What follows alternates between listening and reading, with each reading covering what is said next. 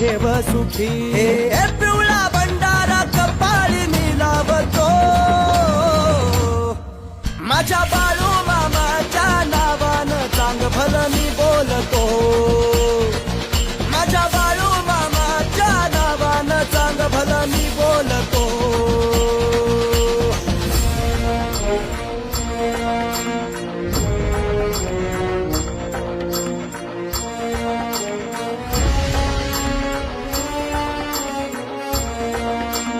देवा तुला मी नतमस्तक झालो, तुझी कीर्ती ऐकून भारी.